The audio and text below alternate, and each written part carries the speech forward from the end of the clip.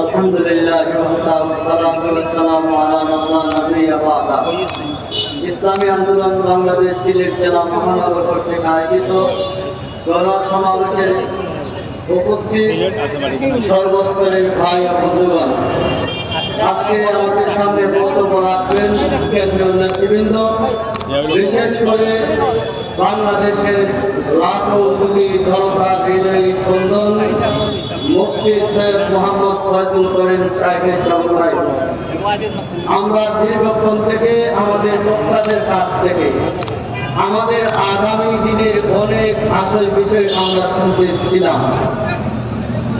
আমাদের প্রথম নম্বর দাবি, বিগত দিনে যারা স্বৈরাচারী করেছেন, সন্ত্রাসী করেছেন, দুর্নীতি করেছেন, মানুষ হত্যা করেছেন, আয়নাগর তৈরি করেছেন, মানুষকে ভিন্ন কায়দায় নির্যাতন করেছেন, আলিম ওলামা নির্যাতন করেছেন, মসজিদ মাদ্রাসা বন্ধ করে দিয়েছেন, ওয়াজ মাহফিল এইভাবে ব্যাপকভাবে করতে দেওয়া হয় নাই, বাধা দিয়েছিলেন।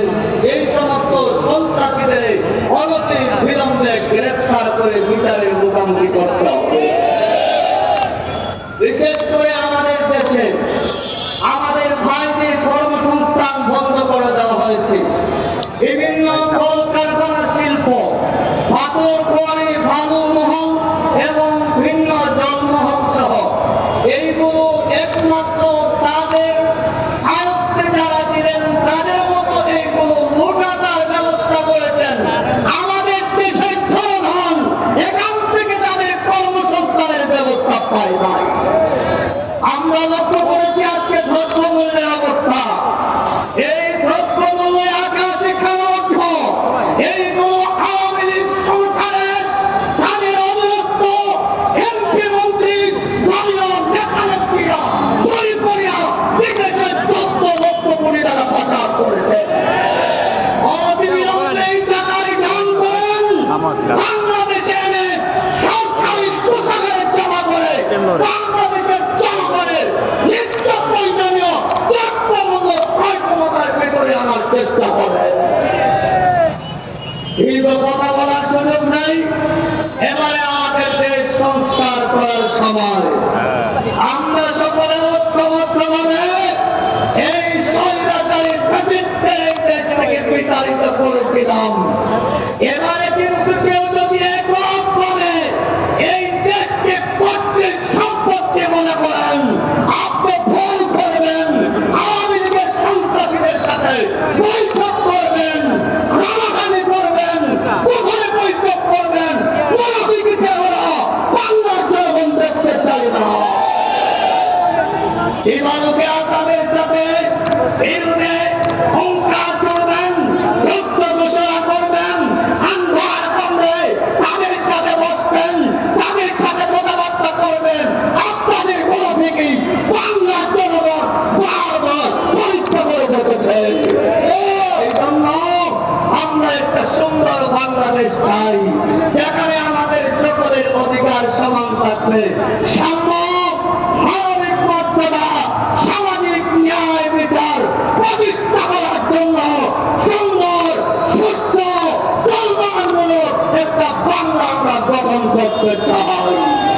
আমরা অনেককে দেখেছি এই দেশকে 5 বার দুর্নীতিতে চ্যাম্পিয়ন করেছেন। আপনাদের কোথা থেকে মানুষ পড়ে নাই, চাঁদাবাজি করবেন, লক্ষ্যরাজ করবেন, চিন্তাবাজি করবেন, কোন কোন থানায় যাওয়া আসা করবেন, আপনারা পৃথিবীদের সাথে সম্পর্ক করবেন, আপনারা ভারতীয় আমদানিকৃত মাল আপনারা সিন্ডিকেট ভিত্তিক আবার এখানে নিলামে ক্রয় করবেন। এমন ভারতাবাদী বাংলার জনগণ আর চায় না। আপনার সুন্দর বাংলাদেশ দেখতে চাই, ইসলামের বাংলাদেশ দেখতে চাই, কোরআনের বাংলাদেশ দেখতে চাই, ন্যায় নীতির বাংলাদেশ দেখতে চাই, যেখানে সকলে তাদের অধিকার ফিরিয়ে যাবে। প্রিয় সিলেটবাসী, আমাদের ভাগ্যের পরিবর্তন ঘটাইতে হলে আমরা নিজে যদি না ঘটাই, আল্লাহ আমাদের ভাগ্য পরিবর্তন করে দিবেন না।